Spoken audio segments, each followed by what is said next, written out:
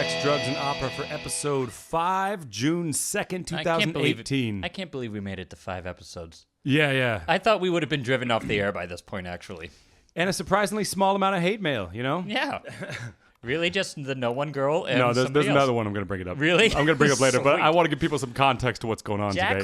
Jared holds this stuff back from me, so that I can react to it in the most fucked up. It's way hard. possible. I'm not.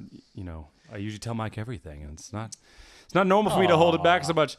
Today we're in Mike's daughter's room, his baby's room. We're improving today. We are at a kid's table, hunched over.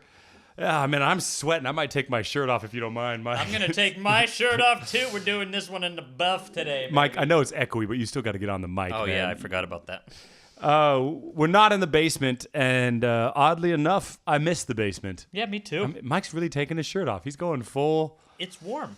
Yeah, it is warm, man. It's warm. But I'm going to try rolling up the sleeves before I just go for it. Well, it's my house. I can do what the fuck I want. So, we decided every 5th episode or so, we're going to try to switch things up and maybe go in without a format. Improv.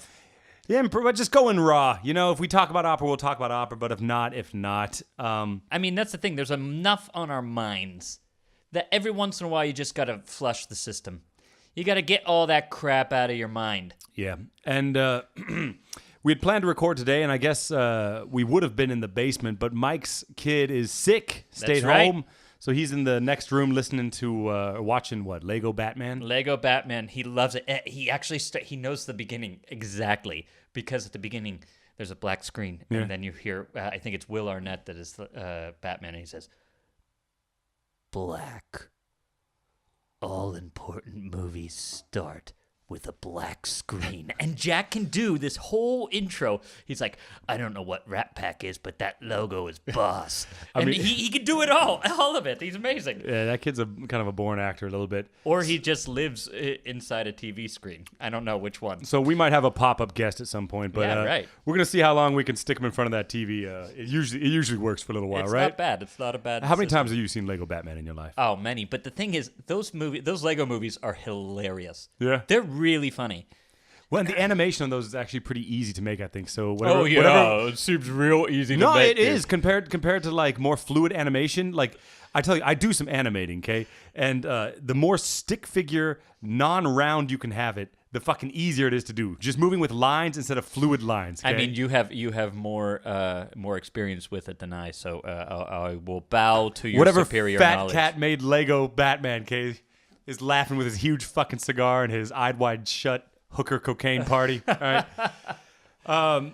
Man, okay, so We gotta. So, what do you have to clear the air about? What's on your mind? That's what I was going to say. I got an email I wanted to bring up. So somebody wrote us with a critique, and she said that we swear too much, man.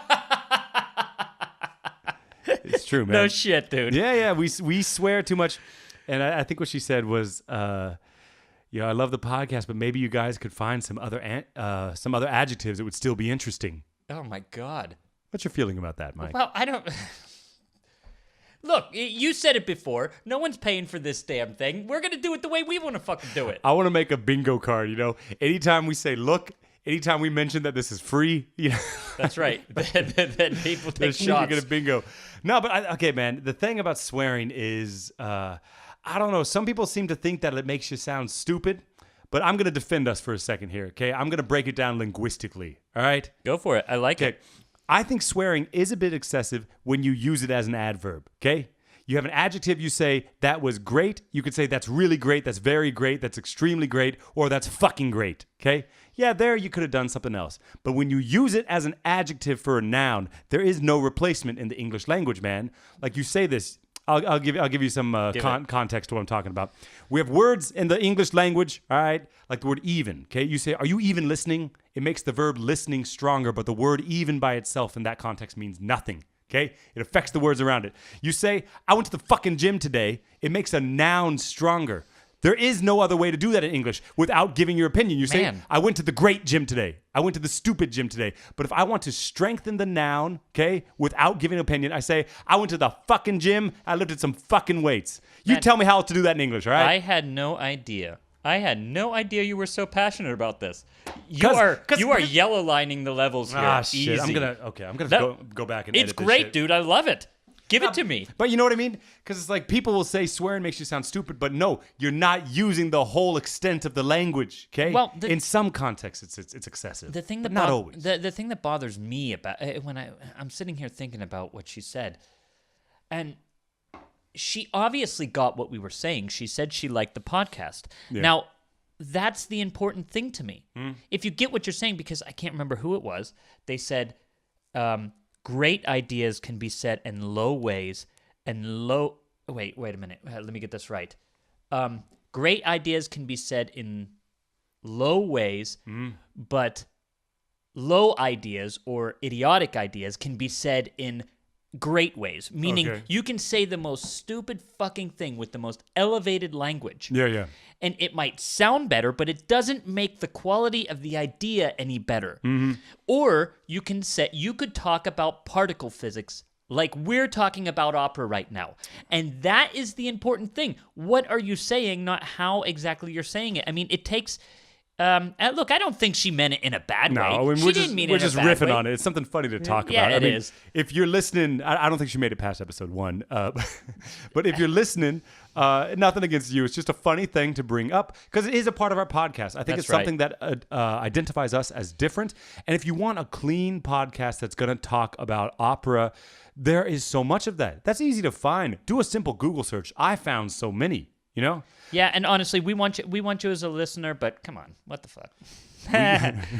It's free, right? You know? Yeah, it's fucking free. Now, Look. And here's the thing. I'll explain. Okay, look. I know. Now Look, it's a joke. But Mike and I talk like this normally. I would say we back it off 15% for the podcast. Yeah. I think if we spoke on here like we normally do, it would not be about opera. I don't think we talk about opera that much. That's we right. were in the garden, what? that's a couple why days we wanted. ago? That's why we want to do this episode too. Yeah, this separates it too because, well, okay, I see what you're saying. Yeah, this episode allows us to kind of be more free, but also the podcast is nice because it kind of compartmentalizes our discussions about opera. Yeah. Because when we hang out now, we kind of don't need to go over that because we already fucking talked about it. Right. You know what I mean? But the way Mike and I talk to each other is pretty much the same. Yeah. It's pretty much the exact same. I mean, we swear this much normally when we talk to each other. Oh, look at this. We've got a guest here. Come here, Jack. Jack, you can come say something, but then you got to go, buddy. So this You're part gonna of miss some Batman. this part of the segment is for you, emailer. This Yeah. is where we're going to back off on the language Yeah. some. Jack, do you want to say hi to everybody?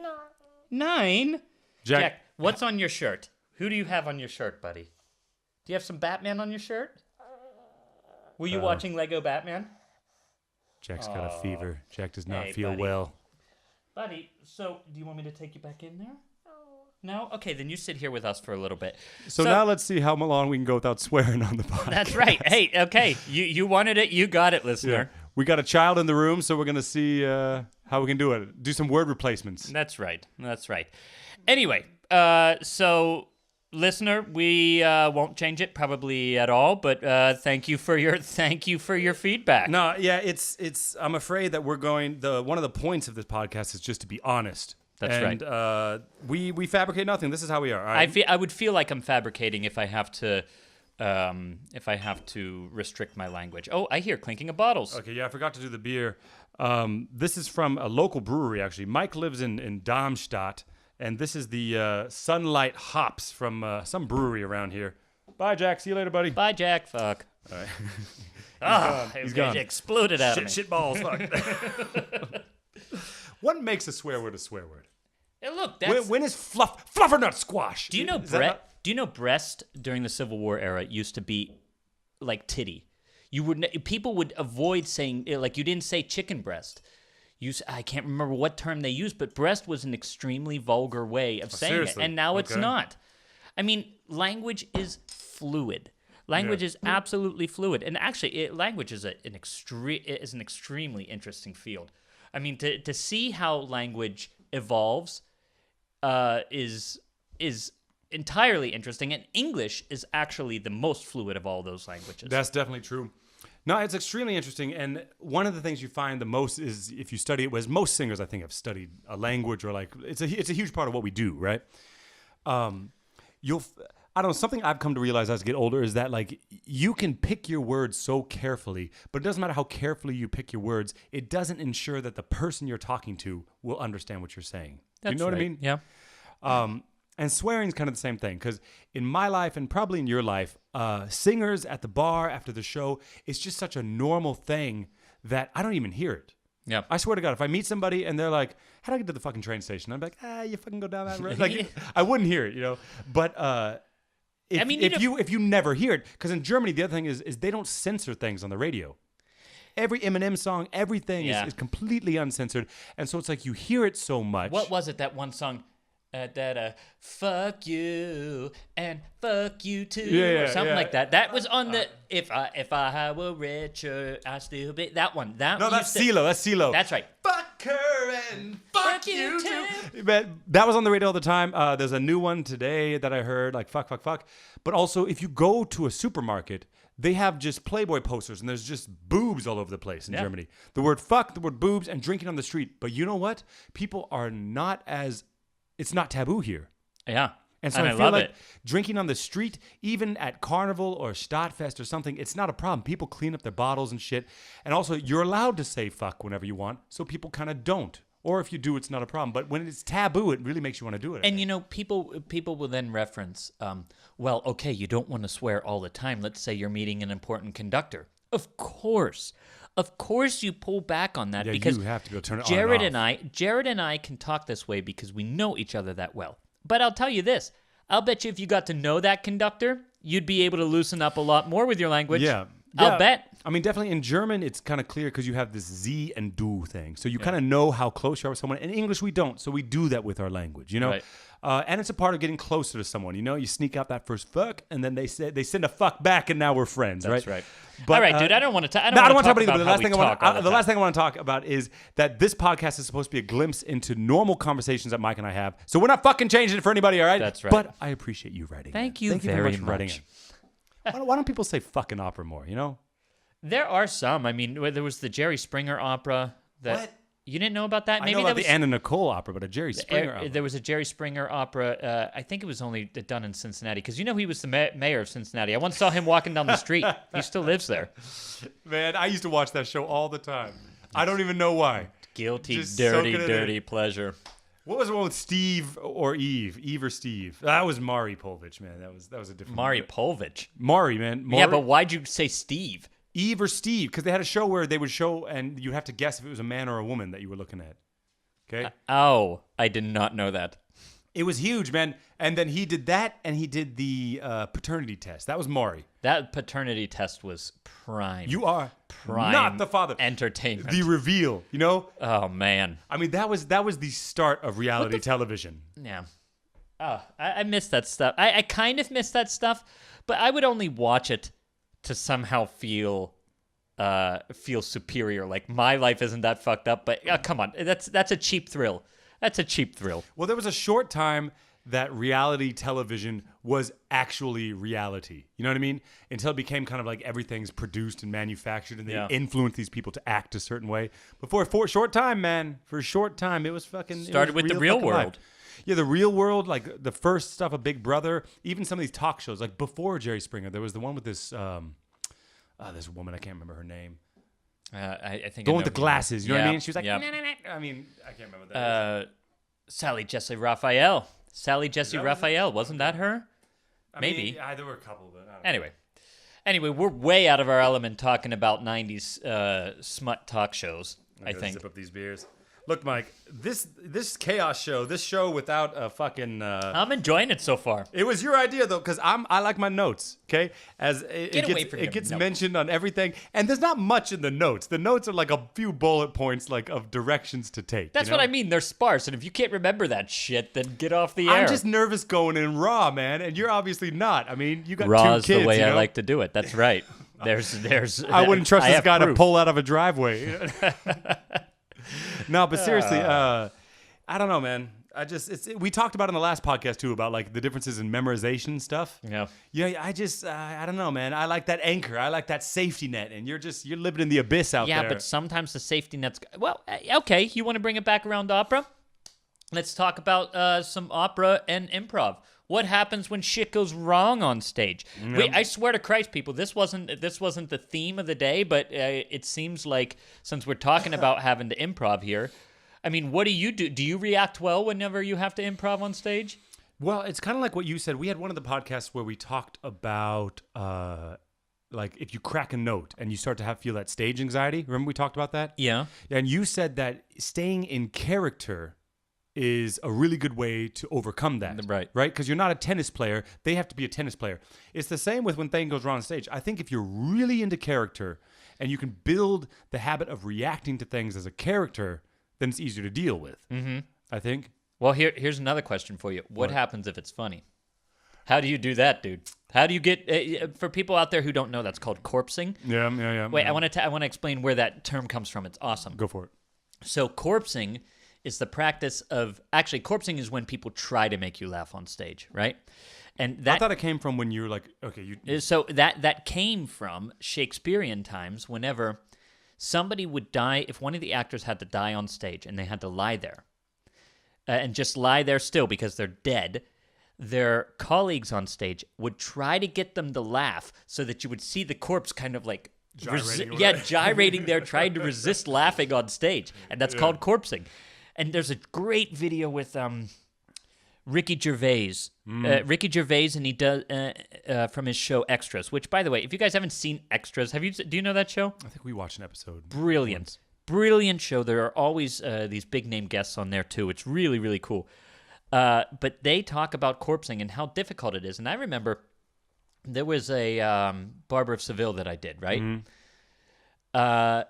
And there's this quintet in the, I think, second act. And it starts off, Don Basilio Cosaveggio, right? Yeah. And the first person, when she says Don Basilio, she didn't get it right. She just said, Don Alonso or something. Yeah. And it's not that funny out of context, but oh God, when she did it, we all simultaneously just started losing our shit. Yeah. The laughing continued throughout the entire quintet, maybe for 10 minutes. Christ. Oh my God, it was the most It's hard difficult thing I've ever done on stage. The fact that it's funny and the fact that you laugh starts making it become funny. You know what I mean? That's right. And that's the dangerous thing. It's a snowball effect. You have to stop it. It's like on SNL. And there's something endearing. There's something funny about when people on Saturday Night Live break character. You know what I mean? But everyone's always able to hold it together till that first person laughs, and then it fucks everybody. Have you noticed that? Yeah, absolutely. You just can't be the first person to break because it's serious until that moment, and then it breaks. You got me once. You got me from afar. You don't even know this. There's in Tosca, man. There's this Scarpy at one point says "cutie," right? Oh yeah. Let me tell that. Okay. Or should we save that? You want to save that story? No. Fuck it. I'll tell it. Was somebody once told me, isn't it interesting? The first openly gay character is in Tosca, and I said, "What are you talking about?" He said, "Oh, when Scarpia goes, Spoletta, cutie." And you told me that like a week before I did it. And every time I did it on stage, I had to fight off a smile, man. It's funny because you have to say that word, man. You do, and it sounds like it. Cutie. It's perfect. It's perfect. Well, the thing is, people think when you're laughing on stage that you're then not taking your job seriously. It has nothing to do with that. It is a response that you cannot control at all. Yeah, there's something about it, man. I did a magic flute once, and someone put a firefighter calendar in the box, and it's that stuff that's not that funny in real life. Firefighter. Oh, you mean like the guy, these half-naked guys with an axe, right? And so you open the magic bells, and it's just like this ripped guy with a fire hose, right? And I mean, out of context, it's not that funny, but something about the pressure of being in front of people when you see that, I don't know. Well, no, I understand why it's funny, especially that because. The whole concept of comedy is the idea of something unexpected comes. Right. When you have a joke and somebody is thinking about a certain situation and then something completely different is mentioned, that's where the comedy comes from. And if you're going along on stage and you expect to open this box and see a bunch of bells and you open it up and see some guy's balls instead, that is funny. That is a break from reality right there. And I mean, even non-performers experience this all the time, Like you that's what comedy is. Like you laugh at a funeral or something, but also you have people who that's how they deal with nervousness. I was. You know, I don't laugh when I'm nervous, but if you are a person that laughs when you're nervous and then you're on stage and that starts happening, whoa, man, those people have a tough time. Imagine that. I remember when I was an altar boy growing up, I used to think to myself, and it's not anything against. I mean, the priest that we had when he's still a good friend of mine, really, really nice guy. I used to think to myself, what would happen if I just went up and tackled him right now? I have those thoughts how all long the would time, it take man. for people to stop me? Or would they stop me? Or would they be just like, what's going on? Maybe he's having a seizure or something. You know what I think about is something very similar.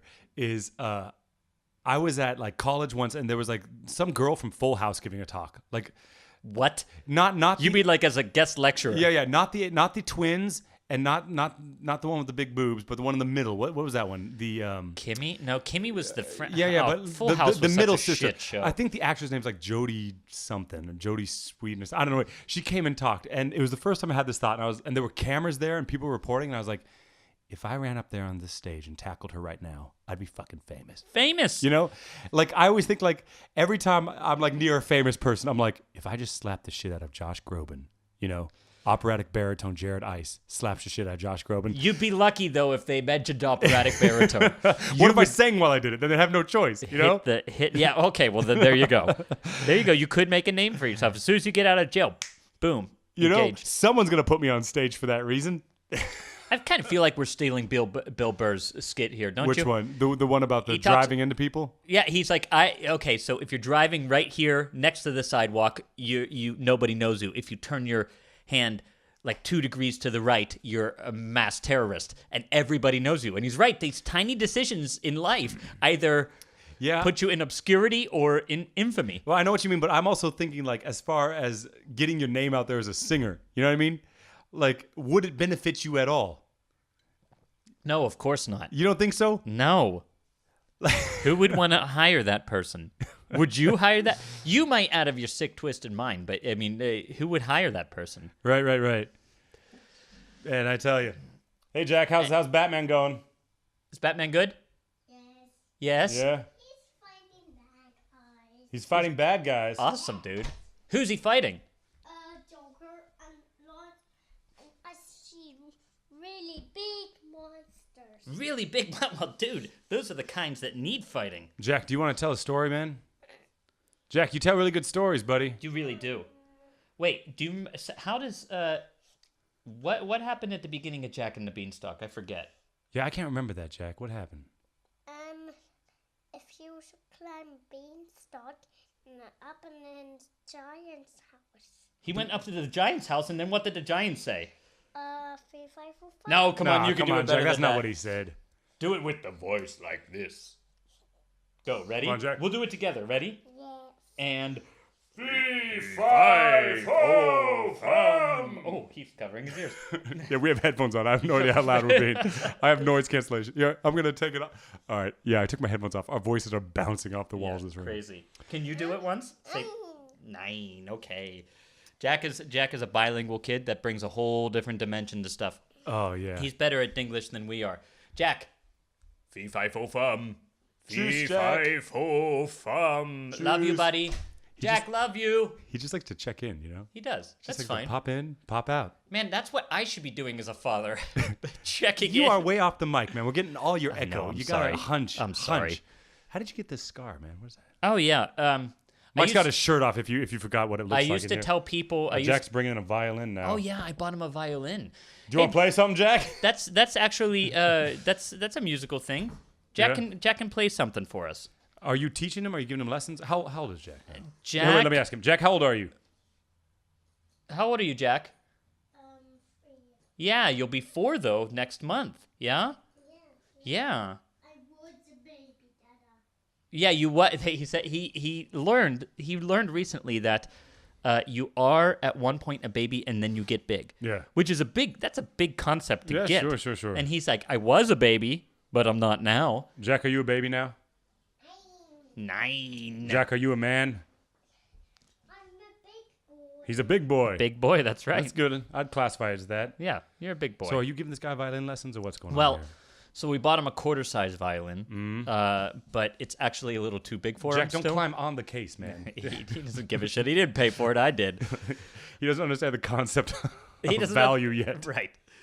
But actually, he's very careful with it. He loves putting rosin on his bow, and the thing is, it's just too big for him. Still, you can't. He can't reach all the way down to where his fingers should be. So Okay. when he plays, he's actually holding the bow pretty well, and he's just able to play open strings. But that's enough. Jack, do you need help with that? Yeah, here, I'll help him. You vamp a little bit. I'll talk from there. You guys can hear my echo. You've been hearing my echo the whole time anyway, 'cause because I have Mike's no just- mic technique. Yeah. What are you doing? Put Go that for down. it. Go. So yeah, as Mike was saying, when Jack was very young, Mike was actually living out in the Netherlands. So Jack was going to a kindergarten with Dutch people. Mike's wife is German, so he was speaking a lot of German and English. And I think kids, when they're like bi or trilingual, they start talking later, right? Yeah, he talked relatively later. Well, that's Hey, Jack, don't touch the computer, buddy. but it wasn't so late. Here, make sure he doesn't pull these wires, man. Otherwise, we're gonna lose Jack, this whole you thing. gotta be very, very careful. Yeah. okay? Yeah, I know. Um, All right, Jack. He's about ready for his performance. Yeah, right? yeah. You guys can't see it, but he's amazing. Okay, what do you do first? You put up your chin, right? Put up your chin. oh, now he's You don't wanna shy. play? Now he's shy. Dad play some Orange Blossom Special on your tiny little violin. Hoo-wee! The fucking hoedown in here.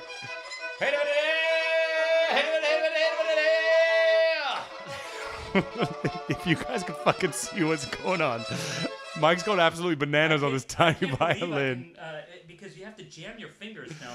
Yeah, that's like these. Right. I used to have a portable electric guitar that was like the fretboard was half as big as normal. Oh man, it's hot in here, isn't it, Jack? Yes. It's hot Jack in has here. taken Mike's chair, so now he's interviewing over here. So, But anyway, Jack started speaking later because bilingual kids do.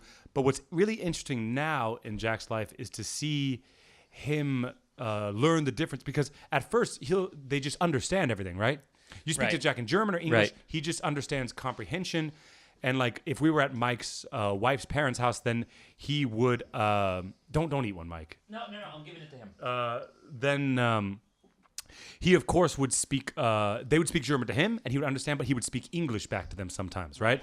Or when Mike's parents would visit, they would speak English to him and he would answer in German, right? Yeah. But he now has figured out that Jack just stole a bunch of candy, so I think Mike's got to take care of business. Or Yeah, what? here, Or- you keep I'm gonna going. keep talking, but hurry up because this is probably only so interesting. Right. So anyway, it's interesting now to see him learn the difference between English and German. So he now refers to daddy's language and mommy's language, and so he's able to separate that. But it's funny because his accent pops in and out. Like he won't say the German word Brot, he would say like Brot or something like that. But yeah, he very much uses both words. So let me explain what just happened. Mike just ran out of the room because we had this huge bag of sour candy, which Mike and I are addicted to, but we can't eat it and do the podcast at the same time because the smacking would drive you all fucking crazy.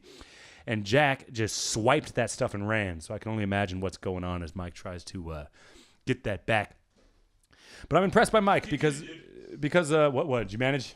Yeah, barely, dude. Okay. Kids are impossible. But I gotta say, mad props to you, Mike. I got nothing but respect because, like, I gotta drive up to Berlin on Thursday for a couple of rehearsals here. It's like a 6-hour drive from where we are in Frankfurt, and I have complete control of my life, and still sometimes I'm like, oh, I want to be well rested and get there. But when you got kids, man, you know what I mean? You don't have that option. Because, I mean, kids, man, they just reach into the garbage. They just touch stuff. They're sick all the time. They're at kindergarten around all the other kids. Sick all the time is really the biggest thing. And then getting you sick, man, Yeah. because you had a show last night, you know? Right. You had a big I concert have one last tonight. night. You got one tonight. And what can you do?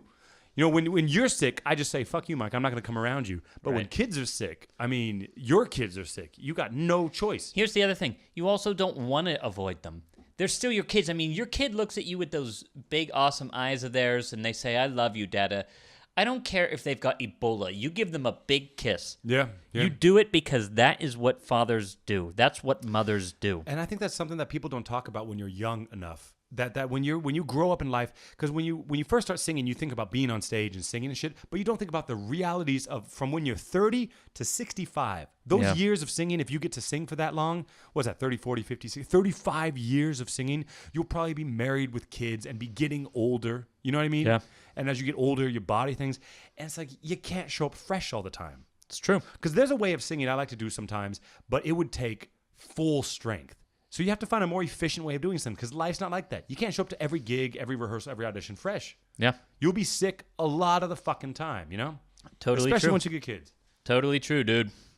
So you got to find a way to do that shit. What do you think of the beer, man? I like it. This comes from Darmstadt, man. This is from your neck of the woods here. Yeah, Braustube is what is the name of the Have you had this before? It's called Sunlight Hops. I don't know if I said that. They have a couple different they're trying to get in the craft brew market like everybody. They have a couple other ones, and I had the other ones, but not this one. This is nice. This is refreshing. Sunlight Hops is a great name for it because it feels like the sun came out in this room. Oh. If I may, Mike, I'm going to bring it back to around what we were talking about, improvising on stage, because we talked mainly about laughing on stage. But what about those times on stage when, for instance, you're supposed to have the letter, and that guy walks out on stage, and he doesn't have the fucking letter? Yeah. What about those improvisation times? Because not laughing is one thing, staying in character, not breaking character, that's one skill you have to, like a soft skill, I guess you have to develop. But real improvisation is we don't have the knife in this scene that we need the knife for. Well, look, that's kind of the shit. I mean, as an actor, you can make up lines. Yeah. You can't, if you were great at Italian, you could make up recitative. Right. You can't just make up something when the music keeps going. Right.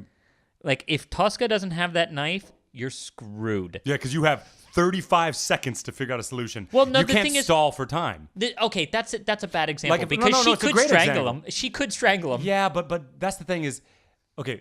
Oh, I got so many things I want to say. One is if it's a straight play, you could be like, "Oh, excuse me, I must away," and then you could like get off stage and come back. But in the opera, because there's a time limit, I'm saying there's a finite amount of time you have to find a solution to this problem. You want to hear a nice story? This is so I'm obviously I'm a tenor. This is how I normally speak. Everybody, that's how I normally speak. But in high school, I got to interrupt you for a second. The amount of times Mike gets told to stop shouting is fucking hilarious. Insane. All right, in high school, go ahead. I'm sitting next to my wife in bed, and and I'll say something, and she'll be like, "Michael, why are you shouting at me? Why?" It's true. It's absolutely true. Again, it sounds like I'm stealing Bill Burr, but people have compared me to Bill Burr before in the way I speak. It's fucking hilarious, especially if he gets amped up about something. I'm sorry, you're telling a story about high school. Go ahead. Yeah. So in high school, I was considered like the Bryn Terfeli sort of bass baritone. Seriously? That was me, dude. Okay. I sang Emile de Beck Damn. in South Pacific. Damn. I was some enchanted evening, and I can fake it pretty well. I could do that stuff. Yeah. But there was this one scene. It was the last performance of my high school musical career. Nice. Which I had a brilliant high school musical career. I'm just joking, but whatever. Anyway, these people, the scene starts, and I'm supposed to come in a little later. And right before that, I had the kissing scene, right? And always nervous. In high school, it made you goddamn nervous. So we kiss got somebody. Yeah. So Okay. we got done, kissed. I went off stage. And I'm like, yes, that was awesome. Okay, let's go. This is your last performance. And I went and started changing. Yeah. And then all of a sudden I hear over the loudspeaker, music that I recognized. Terrible moment. Terrible moment. You were supposed to be on stage. Or what? Oh, I was supposed to be on stage. I skipped an entire scene. Did you lose track of time? Or? No, I skipped a scene. I forgot. You walked off stage. I walked off You stage. got that kiss, and then you. That's right. And I was supposed to go back on stage. And there were like 4 other people. So they were on stage vamping for, I don't know, a minute and a half and 2 minutes, or 2 minutes, which is a goddamn eternity. Yeah, when you don't know what's gonna fucking happen. Until somebody said, like, so they're just saying, well, look, it's the military people there that are discussing it. So they point at a map and they're like, yeah, I think the enemy's here. The other person's like, yeah, that's where I saw him, all right. And then one person says, I'm going to go see where Emile de Beck is. And he runs off stage, and the Technic people didn't shut off his mic, and he goes off stage and says, where the fuck is Mike? And it went all throughout the entire auditorium. Everybody started laughing. And, of course, because it's high school, there were gasps. Yeah. Oh, my God. and they got emails about their language and stuff. The thing is this doesn't stop happening. Have you ever seen that famous video of Jonas Kaufman singing? Oh yeah, and then they asked him Diogo to didn't come they out. asked him to sing it twice, and she doesn't come out. Yeah, I mean, I'm not going to comment on that, but that shit happens at every level, man. Like Yeah. someone's supposed to be there and they're not. And I mean that was a lucky moment because no, actually that's not. I was going to say because there was a pause anyway, but there wasn't. The music went and they had to kind of stop. No, he ended up. And he talked to the audience, yeah. No, well, he apologized. he improv'd some Italian for them. No, I think he said. No. He said non abbiamo. Non abbiamo soprano. Or Right, something like that. He said yeah. like we don't have a soprano. Or something Right. like Well, that. that's pretty good. That's not bad. Yeah, it's funny though. People fucking laughed. You know? Right. And that's on. She hates it apparently. But I mean, she hates that clip apparently. Yeah, I could imagine so. But the thing about improvising is, unfortunately, it takes two most of the time. Oh, that's right. I mean, have you ever Yeah. done straight up improv classes? Like Yeah. when you're studying acting and there's people that will like force their idea of the scene. Because like earlier you said Tosca could just strangle Scarpia. That works if Scarpia lets her do it. But she puts her hands on him and he knocks her hands away. It's like, well, fuck. Well, look, so if you're just in a perfect world, if you're in an improv scene, of course, you're right. Scarpia would say, to hell with this. I'm not letting her choke me to death. And she wouldn't. She wouldn't be able to, so the opera would be different. Yeah, but you know he the has ending, so he right. has to... So he has to die. He has to die. If she were smart enough, she'd find something like a handkerchief or something. Yeah. Put it around her hands like an assassin, go up behind him and just... You know what is really... Put your finger out! What's really nice about opera that you don't get in like theater is you're not mic'd. And so you can whisper to each other on stage. Right. I've had it before where someone walks past you. Have you ever had this? They're like, I forgot the knife. Oh, They God, just, you know, yeah. I forgot the knife. I'm going to choke you. And like, you just have to fucking catch it. Yeah. And you have to hope that you said it clearly I enough. forgot the book. So you're going to have to. What? And yeah, you just got to fucking do it. How's that beer going, man? You ready for the other one? Yeah, let's do it. All right. So Parenting 101. Parenting 101. These are light beers. That's this true. is nothing. That's true. And 2 beers over an hour is not really a lot. So this is the same brewery. This is Mocha Stout. Yeah, Mocha this one I've Stout. had before. This is good. I fucking love dark beer, man. Yeah. Like they got descriptions on the back here, man. This is Oh, how fucking nice of them. caramely and I don't know. I can translate all that shit. Hold on. Pop. You do your own, man. I'm tangled up over here. Jared talked about the other day how I can get into my falsetto easier than he can. Like during the podcast, I'll be like, "What the fuck was that?" And he doesn't It would take me some concentration, man. get that. Can you do that? Oh, I don't know it.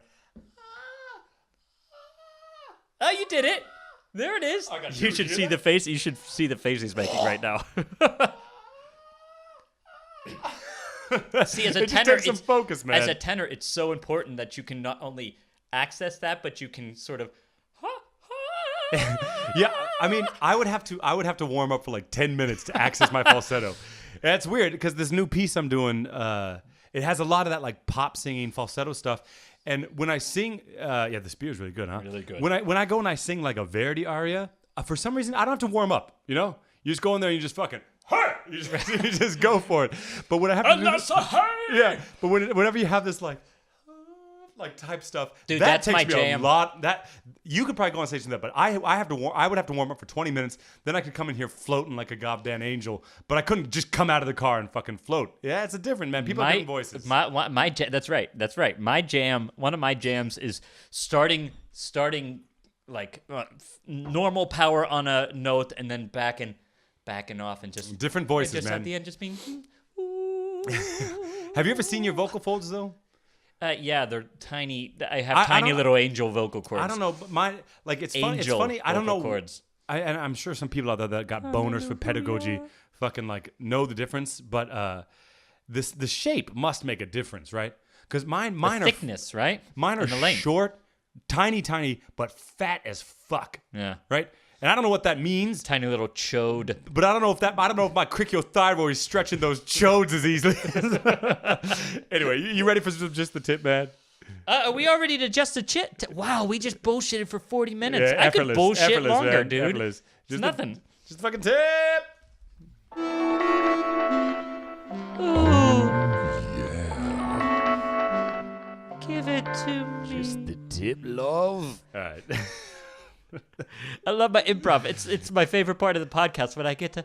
Ooh. You got it. Quit it, dude. You don't got it. Go warm up and then come back. Sorry, I got it on my phone. By the way, before you start this, before we start just the tip, I want to say something. This concert that he said that I had yesterday and I'm doing tonight is a little 30-minute opera that Shostakovich wrote that was just discovered in 2014. It's a really interesting little piece. It's called Orango, if you're saying it, Orango. And it's about how this political party tries to pass off like their scientific achievement in finding the missing link, but it just turns out to be a political prisoner that's dressed up as an ape that they're making say, oh yeah. They're trying to pass it off like, oh yeah, look, he can speak. And he goes up and says, oh yeah. That's basically the whole part of of the ape. It's a short one, right? Isn't it like 30 minutes? 30 minutes, but it's cool. It's pretty cool. Anyway, go for it. This beer is good, man. I really like this one. I like it too. Okay, so just the tip. All right, here we go. So sometimes between auditions or show runs, I'll get into smoking, but always quit when a show comes back. How bad is smoking for the voice? Some of the other singers I know smoke all the time, but sing great. Blah, blah, blah. That's pretty much the point. Okay? Smoking on the voice. I mean, you don't smoke. I've seen Mike do some cigars some of the time. That's more of my thing. All right. Smoking in the in-between. I don't know. I'll say this. If you're asking, it's a problem. Because I do know some great fucking singers that smoke all the time. Yeah, I think we got the same guy in mind. Smokes like a he literally says, I'm going to go warm up, Yeah. Goes outside, drags, like 2 drags on a cigarette, smokes it all the way down, goes out, sings like a god. Yeah, there's this guy. Sings like a god. There's a guy I know, and I bumped into an audition lately. And we were like in a room waiting to audition, right? And this guy went outside and smoked 4 or 5 cigarettes in the 15 minutes before the audition, and he did it like it was going to help him sing. You know what I mean? Okay, but I will say this, that it's that I imagine is a mental thing. Yeah. If you're wondering if smoking's fucking up your voice, then you don't trust it, and it's gonna fuck you up mentally. That's you know a what I mean? good If you're like, oh, should I not have smoked yesterday? You're already down a bad road. It's irrelevant whether it does or doesn't fuck up your voice. If you're worried about it, it's already fucking up your game. Well, okay, and let's get a little reasonable about this discussion. Okay, anecdotes are one thing. We do know singers that sing well and they smoke, but make no mistake about it. Smoking is bad for your fucking health. Yeah, and the next point I wanted to make bad for it is a lot of that stuff is cumulative. So the first 2 years you're smoking, the first 3 years you're smoking, you might not notice a problem. But when you smoke for 10, 12, 15 years, you might get at the end, because someone said this to me once, right? I had a singer, and she was like, she was actually a student of mine long ago. And she said, I have to quit smoking. I have to quit smoking. It's fucking up my voice. And she had a joint lesson with somebody else. And the other person was like, oh, I smoke and I'm fine. And she's like, yeah, well, smoke for 15 years and tell me you're fine. Yeah, so see? It might not affect you in your 20s. It might not affect you in your 30s. But after smoking for 15 years, you might get some wear and tear that you can't come back from. So some of that stuff is cumulative. The question is smoking for a night's not going to fuck you up. Yeah. But smoking for 10 years is probably going to fuck up your voice. I mean, bit. Most people... Oh, I hear footsteps. Yeah? The monsters want to destroy Gotham City? Yeah. Well, what the heck? What's going to happen? Come and look at this. Okay, I'll come look at it real quick, okay? I gotta go look at this Gotham City. They might destroy it. The monsters might destroy it! All right, be fast, Mike. So, anyway, well, Mike's gone. This is a crazy episode. We agreed that we would do, every 5th episode, we would do something that's maybe a bit off. If you're still listening, you can fucking shut it off. It's fine. Just come back next time, we'll get back on it. Now, the thing about smoking to this guy that wrote in about smoking is like I was telling Mike before you fucking left, it's cumulative, You might not see an effect for a year or 2, but you got to watch out for 8, 10 years. I mean, you can see that in the skin on your face, but also the vocal folds, man, that's like some fine shit. And they're extremely resilient. But if you're abusing them every single day for years and years and years, you can't expect it to not have some sort of effect. I do a lot of guesting. And so I have 2-3 month periods often where I have nothing. And so often in those periods, I tend to kind of let things go a bit. I tend to smoke a bit more, drink a bit more, eat shitty food. And then when I have a show coming up, I tend to up my health. I tend to start drinking water, sleeping, and this type of stuff. And the thing I noticed about smoking is it doesn't affect my sound, but it does affect my endurance almost immediately. If I smoke cigarettes for 3 or 4 days, I can go into a practice room, and the first time I sing the aria, the second time I sing an aria, it sounds great. And I mean, I swear to God, sometimes it's even better. But I stop having the ability to be able to sing for an hour. And if I had to sing for 3 hours every single day, it would really affect my voice. So smoking while singing is not advisable. Ill-advised, people. I mean, you have to ask yourself at the end of the day, is it doing good for you? If it's not affecting your voice, that's fine, but it's not doing you any good. So why risk it? This is your career. This is your life. Yeah, but then again, okay, so you could take that to the extreme. This beer is doing my voice no good, really. But fuck it, you only live one.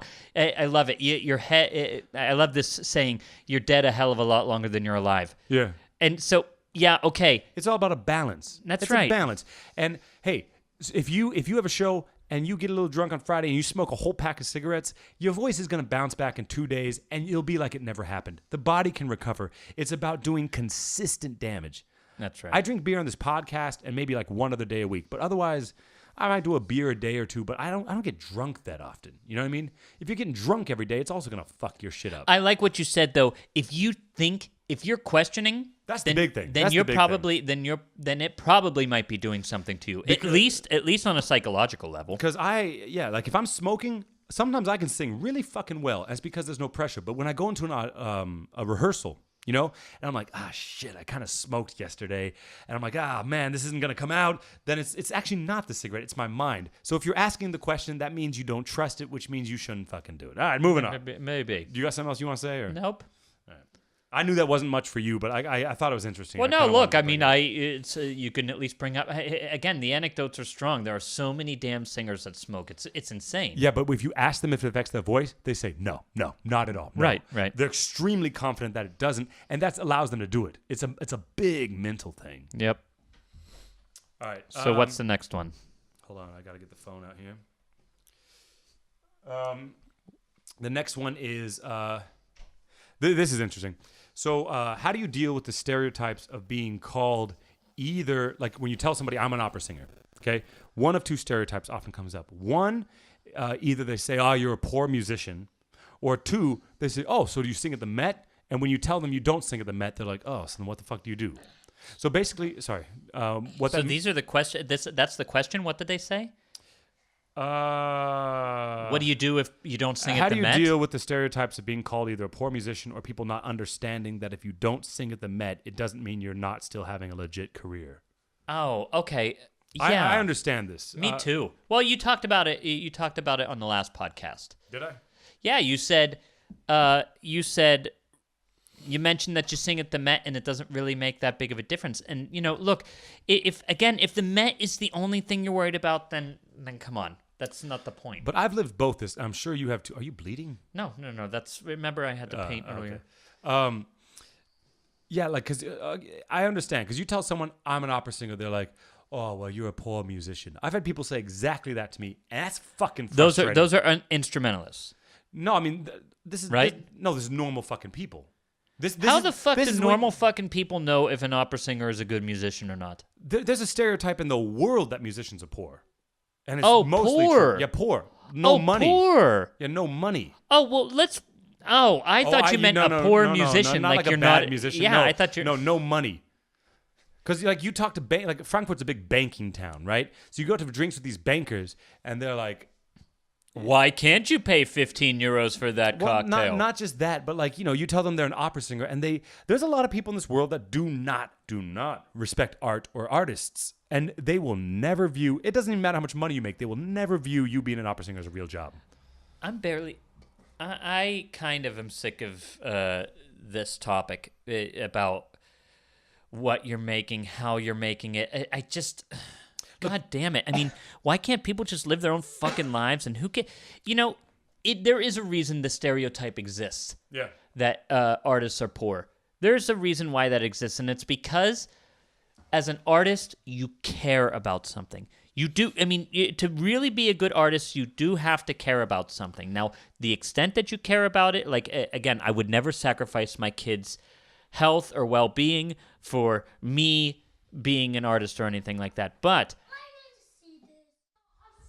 Look, I mean, my opinion is that when you say when someone says, "Oh, musicians are poor," you could say something edgy. You could make them feel like shit and say, "Well, I guess I just fucking found something to care about," or, me enjoying my job is more important. But that actually doesn't work. Okay, it goes along the same lines of you can't win an argument with an idiot. I'm not calling those people idiots, but like, if somebody is fucking blatantly homophobic or blatantly racist or blatantly against the arts, you can't really say to them, hey, you shouldn't be that way. It doesn't matter how much logic you give them. They're just not going to think the same way.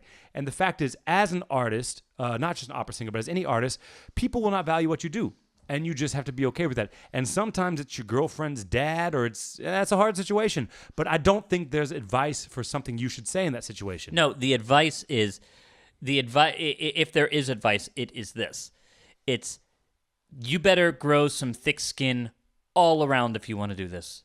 Yeah, people won't value what you do. They won't appreciate it. No, I mean, from every different side. I mean, we've talked about a couple different things already today and in the past episodes. And a lot of it is, how do you deal with what's coming at you, right?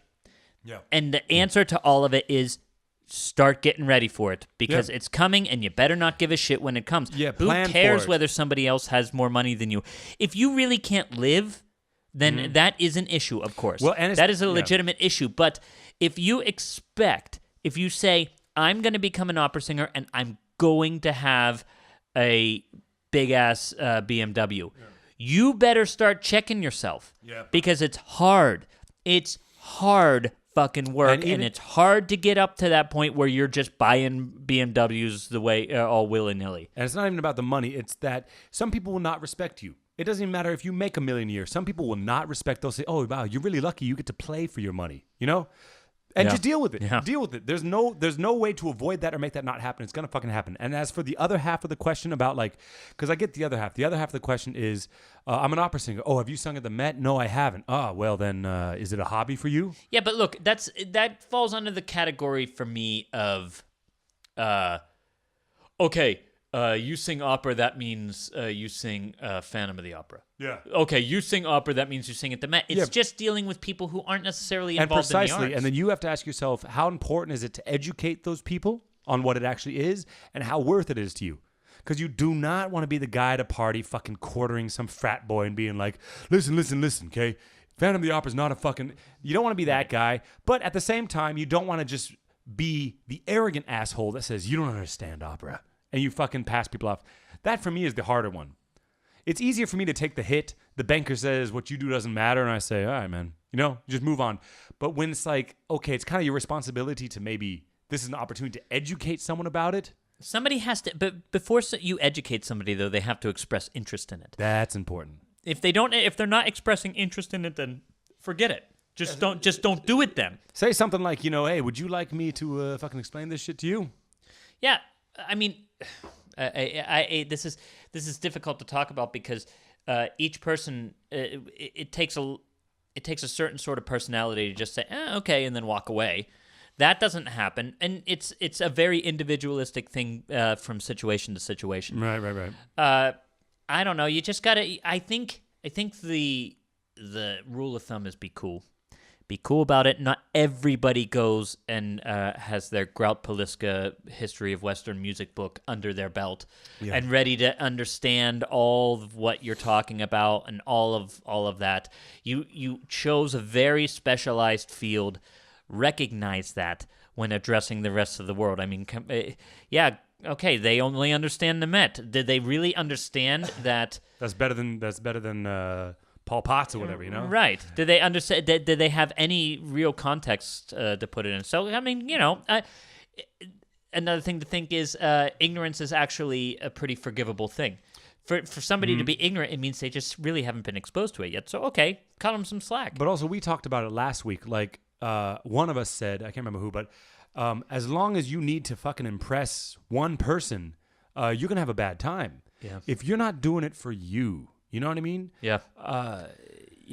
you're going to have a bad time. If you need other people's approval, if you need some stranger or your fucking, girlfriend's brother to approve what you do, and you're going to be chasing approval, man, that's a dangerous setup to have. That's right. As an artist, You got to find that place where you're making art for the sake of art, and then you want to make as much money as you can doing it. But to do it to impress other people, man, that's a really good recipe for being unhappy. I'm very unhappy.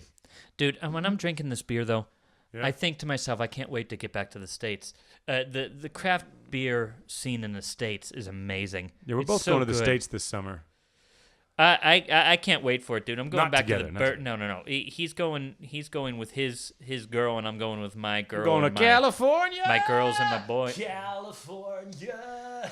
I'm going with Pittsburgh. Oh, see anybody? There's a coach from, I think he's at Glimmerglass right now, and he's a Pittsburgher too, and he's there with somebody, and they do this series called Yinzers in the Desert, which I don't know if you guys have ever heard a Pittsburgh accent before, but it's kind of crazy. And Alan Pariello, he's doing this thing called Yinzers in the Desert, and you gotta go down and listen to it. It's something special. I did a gig in Pittsburgh. I lived there for like 4 months in the Mexican War District. Is that what Mexican it's War called? Streets, yeah. Mexican War Streets, yeah. They were yinsing me all over the place. Whatever that is. Dude, it's great though. I mean, people, you know what people think is really weird? Yeah. The way people ask questions from Pittsburgh. I'll say to you, oh, are you going to the store later? Yeah. And that cadence seems really. When I moved away from Pittsburgh, people would say, "Why the fuck do you ask a question like that?" Seriously? And it's a Pittsburgh specific sort of thing. Okay. And what it means is you say, "Oh, are you going to the store later?"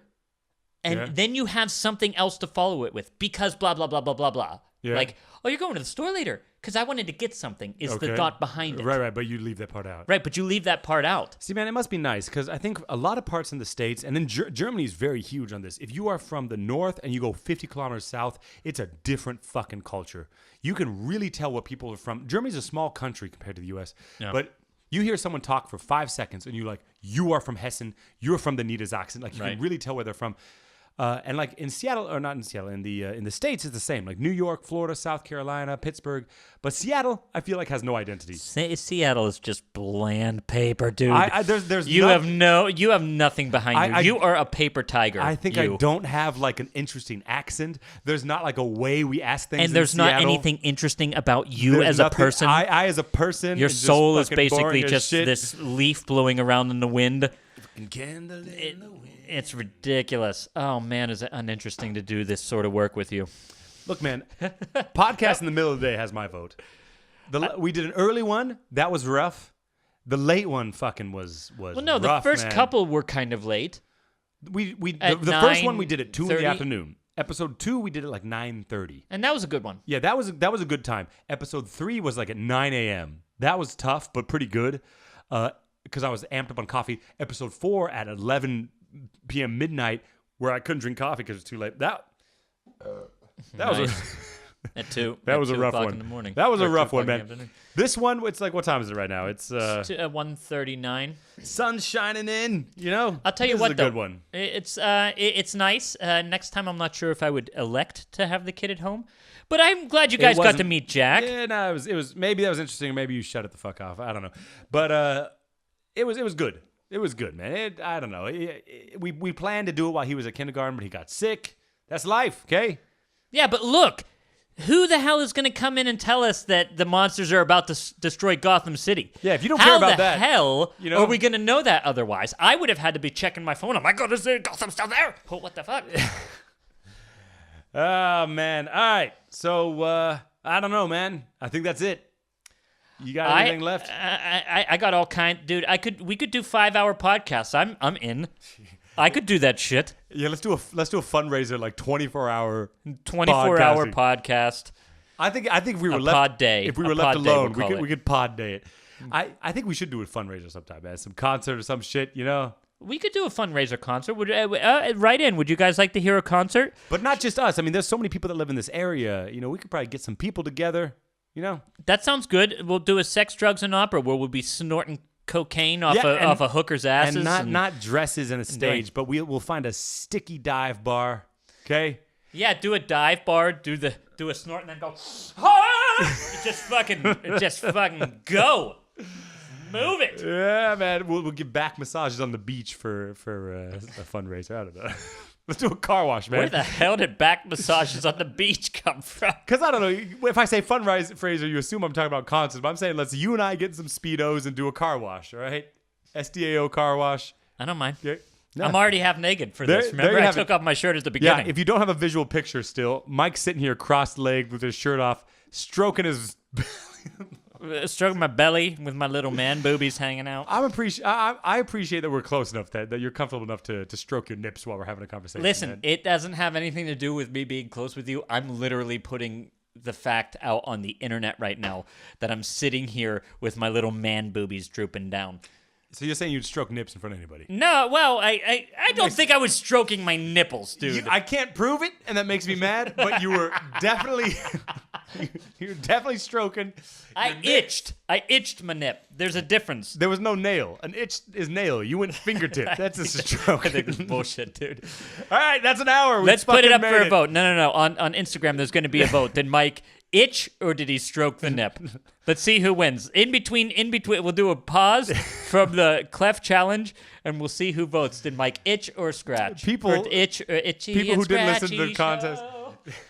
People who didn't listen would have no context. Did Mike scratch the nip or did he stroke the nip? I'm here to tell you, okay? He stroked. Scratched. Do you hear an ounce of funny in my voice? Okay, Mike stroked Scratched. the nip. The Treble Clef channel, man, we've had hundreds of people vote. Awesome. Hundreds of people. That's not done yet. By the time you hear this, it will have been done for a long time. But at Look, the my moment, favorite one, I'm just going to not put done. this out there. My favorite one might have lost. She did. She did? Yeah. That's ridiculous. Yeah. I mean, bravo to the bravi to whatever to the winner, but I don't know if it's a man or a girl, so I can't conjugate correctly. Yeah. But should I mention the name of who lost? Nah, don't do it. Okay, whoever. I'm just gonna say it's a shame. It's a pity. It was gorgeous. I was impressed. I was impressed by the stroke. Yeah.